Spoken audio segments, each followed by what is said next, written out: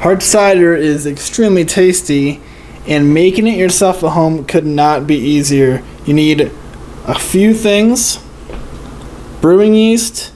It doesn't have to be necessarily organic, but the juice that you use can't have any concentrates or preservatives. So stuff that's not from concentrate and has zero preservatives in it.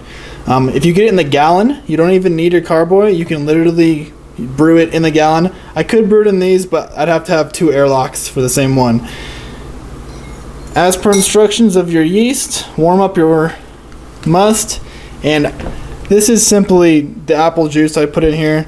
I'm going to put a little bit of yeast in there, not too much. This is enough for like 5 and 6 gallons. I'm only doing 1 gallon. If you put the whole thing in there, you'll get a lot of yeast flavor. So let that mix in. I do like to add a little bit of honey. This adds flavor and also will increase the alcohol content just slightly. I'm not going to use a whole bunch, maybe a tablespoon. Now this carboy's been really cleaned and sanitized. I used a commercial sanitizing solution, but you can use a really dilute bleach sanitizing solution if it is all you got. There's something going to pour in your juice, and you can use this with any juice as long as it is actual juice and not like 10% juice. If you look on the ingredients on this, it literally just says apple juice. If you start seeing weird chemicals in there or anything that's not just apple juice, it's not going to work well for brewing.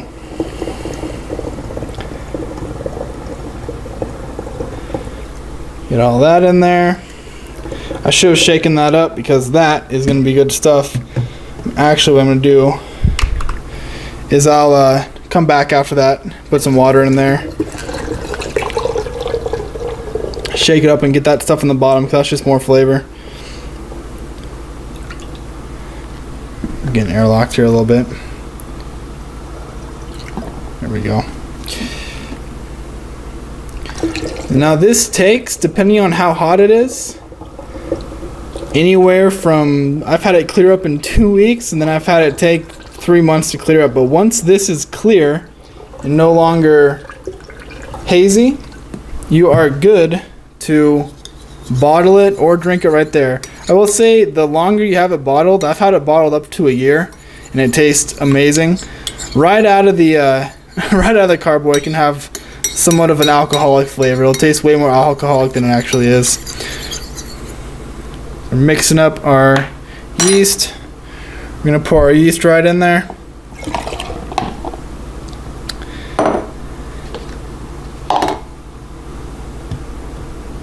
Airlock on there.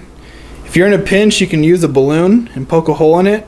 All this does is stop the oxygen from reaching in here while letting all the CO2 and gases escape. But there it is. Let it clear up and you'll have excellent homemade cider, and it's significantly cheaper than buying it from the store.